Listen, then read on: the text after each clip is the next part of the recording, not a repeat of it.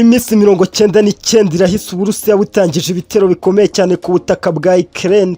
Urugamba rukomeje kwibasira mu bice bigiye bitandukanye by'iki gihugu, aho ingabo z'Uburusiya zikomeje kwibasira ingabo za Ukraine.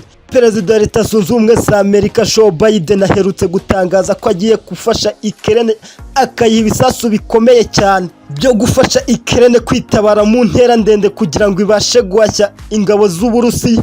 Izi ntwaro Biden ashaka gufashisha Ukraine zizwi ku izina rya HIMARS cyangwa MRS, zifitemo ubushobozi bwo kurasa mu ntera ndende cyane, zikarasa misile nyinshi kandi icyarimwe mu bice byinshi kandi bitandukanye, kandi zigahitana ingabo nyinshi. Ingibi Biden abikoze nyuma y'uko abonye igihugu cy'Uburusiya gikomeje guhashya ingabo za Ukraine kandi zifatanyije na NATO, agakomeza kuzikubitira icyarimwe. Uko byatangajwe, ibihugu byombi yaba Ukraine cyangwa Uburusiya busanzwe bukoresha ubwoko bw'izi ntwaro, ariko ngo ntabwo zifite ubukana nk'ubwo Amerika igiye kohereza Ukraine.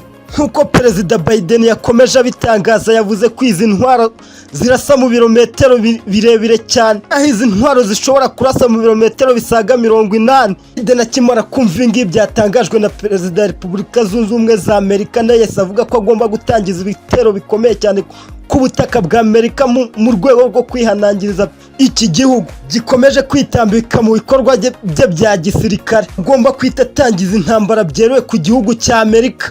Biden yakomeje kurata ibindi bitwaro bikomeye cyane, harimo nk'iyitwa Technical Missile System ishobora kurasa mu birometero 300, hamwe na M142 HIMARS. Akomeza atangaza ko ari intwaro zigezeho abasha kohereza Ukraine kugira ngo abashe guhashya intambara y'Abarusiya.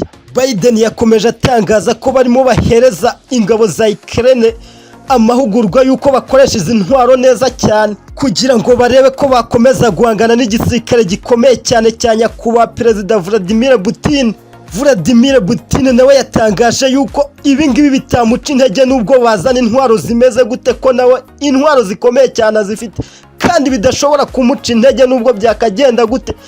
Urugamba yatangiye agomba kuzarusoza.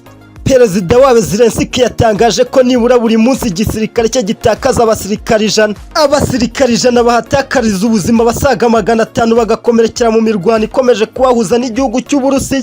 Kandi aya makuru Zelensky yatangarije televiziyo ya Newsmax, aho yagiraga ati igisirikare cyanjye mu burasirazuba no mu majyepfo ya Ukraine, Donetsk na Luhansk, ibitero bikomeye cyane by'Uburusiya bikomeje guhitana abasirikare banjye basaga 100 buri munsi, bagapfa abandi 500 bagakomerekera muri iyi mirwano. Nkuko tubikesha ikinyamakuru ya Novosti, Minisitiri wungirije w'ububanyi n'amahanga w'Uburusiya Sergio Ryabkov yanenze igitekerezo cy'i Leta Zunze Ubumwe za Amerika cyafashe cyo gukomeza guhereza intwaro zikomeye igihugu cya Ukraine cyo kuyifasha mu ntambara, aho yatangarije kiriya kinyamakuru yuko Amerika ikomeje kwitambika no kwiyenza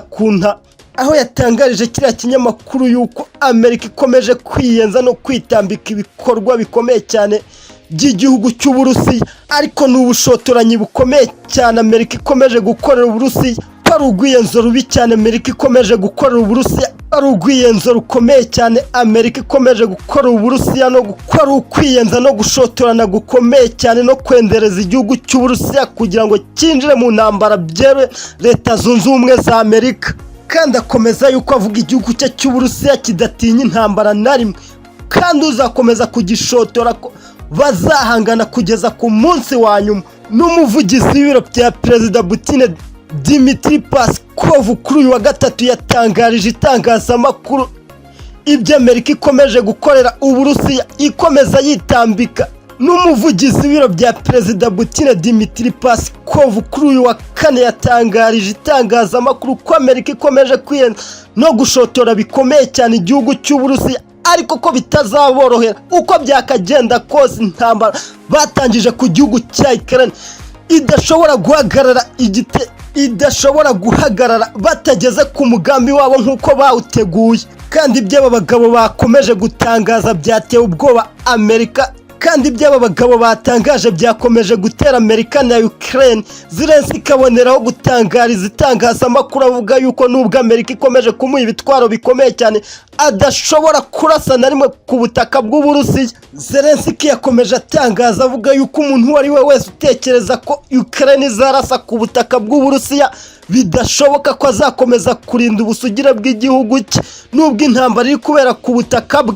Zelensky yakomeje atangaza ko ku butaka bwa Ukraine mu gace ka Donetsk hafatiwe Zelensky yakomeje atangaza ko ku butaka bwa Ukraine mu gace ka Donetsk abacanshuro bahafatiwe batazicwa ahubwo batazicwa ahubwo azabashyikiriza ubucamanza bakabacira urubakwiye. Ubuyobozi bwa Ukraine bukomeza butangaza ko aba bacanshuro bafatiwe ku butaka bwayo bakomoka mu bihugu bya Maroc na Saudi Arabia. Bakomeza batangaza yuko aba barwanyi bafashwe ari abakorera mu mutwe wa Akov ukorera mu majyepfo y'igihugu cya Ukraine nk'uko byakomejwe bitangazwa na nyakubahwa Perezida Vladimir Putin. Yavuze nubwo ari mu ntambara itoroshye nk'uko byakomeje bitangazwa na nyakubahwa Vladimir Putin nubwo igihugu cye kiri mu ntambara ngo abakozi be ntabwo bashobora kuzicwa n'inzara na rimwe. Ahera ko ahita bongerera n'umushahara uburyo bwo kubashimira no kubashyigikira mu gikorwa gikomeye cyane cy'intambara bari kurwana mu gihugu cya Ukraine. Birumvikana ni mu buryo bwo gushimisha abaturage n'igisirikare cye kugira ngo bakomeze kumuba inyuma kugira ngo arebe ko bakomeza guhashya umwanzi nawe utaboroheye ku butaka bwa Ukraine.